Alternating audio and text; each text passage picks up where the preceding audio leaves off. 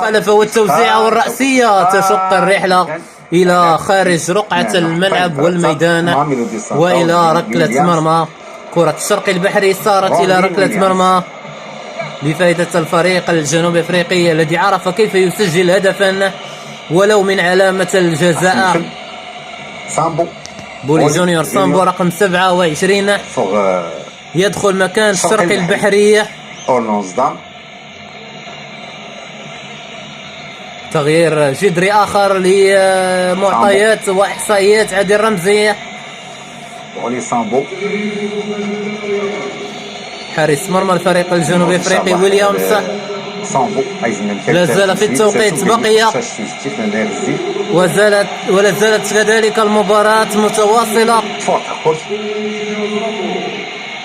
عادت خلفا وسطا لصالح الوداد الرياضي على الناحية